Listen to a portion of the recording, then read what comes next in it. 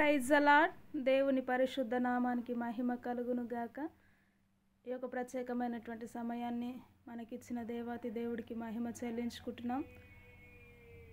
ఈ యొక్క సమయములో పరిశుద్ధ గ్రంథములో నుండి ఒక చిన్న లేఖన భాగాన్ని ధ్యానించుకున్నట్లయితే, కీర్తనల గ్రంథము 1వ అధ్యాయము 2వ వచనం మనం చూస్తే, యెహోవా ధర్మశాస్త్రమునందు ఆనందించుచు దీవారాత్రము దానిని ధ్యానించువాడు ధన్యుడు.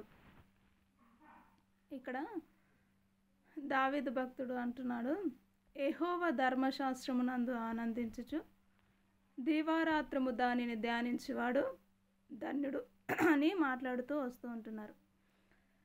ఎందుకు యెహోవా ధర్మశాస్త్రాన్ని దివారాత్రములు ధ్యానిస్తే ధన్యుడా, లేక చదివితే ధన్యుడా? ధ్యానించడం అంటే ఏంటి, చదవడము అంటే ఏంటి? మామూలుగా కొందరు అంటారు, నేనైతే పరిశుద్ధ గ్రంథాన్ని చాలాసార్లు కంప్లీట్ చేశాను అని మాట్లాడుతూ వస్తూ ఉంటారు కదా. అయితే ధ్యానించడానికి చదవడానికి చాలా డిఫరెంట్ ఉంటుందండి. ఎందుకంటే ఇక్కడ దావీదు భక్తుడు అంటున్నాడు, దానిని ధ్యానించువాడు మాత్రమే ధన్యుడు. పైన పైన చదవడం కాదు, కానీ పైన పైన చదివితే దాని అర్థము మనకు తెలియదు, దాని అంతర్యము మనకు తెలియదు కాబట్టి దానిని ఎప్పుడైతే మనస్ఫూర్తిగా ఒక్కొక్క వచనాన్ని మనము ధ్యానిస్తూ వస్తూ ఉంటామో, అప్పుడే యేసుక్రీస్తు వారి మనసు ఏంటో, పరిశుద్ధ గ్రంథం ఏంటో, దేవుడు అంటే ఏంటో మనకు స్పష్టముగా అర్థమవుతుంది. ఆ విధముగా ధ్యానించిన వాడు ధన్యుడు అన్న తర్వాత క్రింది వచనాలను మనం చూసినట్లయితే, వారు ఏ విధంగా ఫలిస్తారు? ధ్యానిస్తే మాత్రం ఆటోమేటిక్గా దేవుని సన్నిధిలో ఖచ్చితంగా వ్యక్తి నడుచుకుంటాడు. నడుచుకున్న తర్వాత తన జీవితంలో ఎలాంటి ఆశీర్వాదాలను చూస్తారు అని అనుకుంటే, కింది వచనంలో మనం చూస్తాడు, అతడు నీటి కాలువల యోరను నాటబడినదై ఆకు వాడక తన కాలమందు ఫలమిచ్చు చెట్టు వలె నుండును. అతడు చేయునదంతయు సఫలమగును. దృష్టుల అలాగున నుండగా గాలి చెదరగొట్టు పొట్టు వలె నుందురు. కాబట్టి న్యాయ విమర్శలో దృష్టులను, నీతిమంతుల సభలో పాపులను నిలువరు. నీతిమంతుల మార్గము యెహోవాకు తెలియను అని చక్కగా రాసి ఉంటున్నారు కదా. కాబట్టి మనము నీతిగా నడుచుకోవాలి అంటే, యథార్థముగా నడుచుకోవాలి అంటే, పాపుల మార్గంలో నిలవకుండా నడుచుకోవాలి అంటే ఖచ్చితంగా పరిశుద్ధ గ్రంథాన్ని దీవారాత్రములు, రాత్రి పగలు అనక, సమయము అసమయము అనక దానిని ధ్యానించువాడు మాత్రమే ధన్యుడు అని మన లేఖన గ్రంథాలు చూపిస్తూ ఉంటున్నాయి కదా. ధ్యానించడము అంటే ఒక్కొక్క వచనాన్ని ధ్యానించడం అంటే ఇంకా యేసుక్రీస్తు వారి మనస్సును అర్థం చేసుకోవడమే. ఏ ఉద్దేశములు కలిగి ఒక పరిశుద్ధ గ్రంథాన్ని మనం ముందు ఉంచినారో, ఆ యొక్క పరిశుద్ధ గ్రంథాన్ని ధ్యానిస్తేనే కానీ దానిలో ఉన్న సత్యములను, మర్మములను గ్రహించలేం. ఎన్నిసార్లు చదివినా, ఎన్నిసార్లు బైబిల్ కంప్లీట్ చేసినా ఓకే, కానీ ధ్యానించకుండా దానిలో ఉంటున్న అంతర్యమును తెలియకుండా మనము ఉన్నట్లయితే చాలా ఇబ్బందులు ఎదుర్కోవాల్సిన పరిస్థితి వస్తుంది కదా.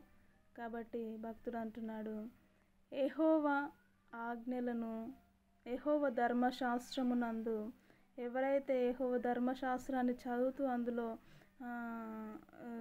దానిని ధ్యానిస్తూ ఉంటారో, ఆ యొక్క అది చదివే కొద్దీ దానిలో అంతర్యం ఎప్పుడు కొత్తగానే కనిపిస్తూ ఉంటుంది. ఆ యొక్క వాక్యమైనను, వినిన వాక్యమైనా సరే, చదివిన వాక్యాన్ని అయినా సరే, కానీ వినిన కొద్దీ మనకు కొత్తగానే, రుచికరంగానే కనిపిస్తూ ఉంటుంది.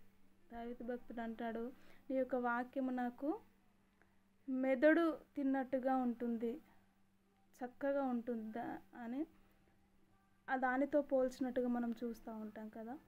కాబట్టి మనము కూడా దేవుని వాక్యాన్ని నిత్యము ధ్యానించేవారిగా ఉండాలి.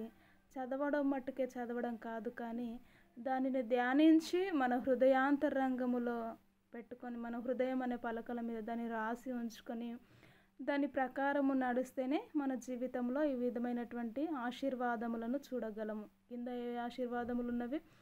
అతడు నీటి కాలువల యోరను నాటబడినదై ఆకు వాడక తన కాలమందు ఫలమిచ్చు చెట్టు వలె ఉందురు.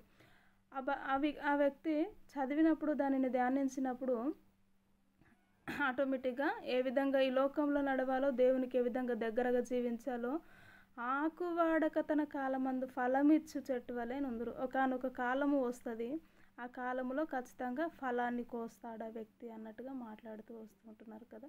నిజముగా ఫలించాలి, అభివృద్ధి చెందాలి. చెందితేనే ఈ యొక్క ఆత్మీయ జీవితానికి అర్థము ఉన్నట్టు కదా. ఉన్న స్థితిలోనే ఉండకుండానట్లు నిత్యం ఇంతవరదాకా ఎవరైతే బైబిల్ చదవలేని స్థితిలో ఉంటున్నారో, ధ్యానించలేని స్థితిలో ఉంటున్నారో, ఇక నుండి స్టార్ట్ చేసి దేవుని నామానికి దగ్గరగా, దేవుణ్ణి మహిమపరిచే బిడ్డలుగా జీవించులాగున ఒక చిన్న మాట ప్రార్థన చేసుకుందాం. గనుడా నీకు వందనాలు, స్తుతులు, స్తోత్రములు ప్రభువా. నిజముగా నీ యొక్క వాక్యాన్ని ధ్యానించిన వాడే నిత్యము ప్రభువా అయ్యా ఆకువాడక తన కాలమందు ఫలమిచ్చు చెట్టు వలె నుందురు అంటున్నావు దేవా. సహాయమును మీరు దయచేయండి. వాక్య లేఖనాలను మా హృదయం అనే పలకల మీద రాసుకొని నిత్యమును స్తుతించి నేను గణపరిచేవారిగా దేవా మా జీవితాలు ఉండుటకు నీవే కృపను చూపించమని, సహాయమును మీరు దయచేయమని యేసుక్రీస్తు ఉన్నతమైన నామములో ప్రార్థించి అడిగి వేడుకుంటున్నాము తండ్రి. Amen, amen. Praise the Lord అందరికీ.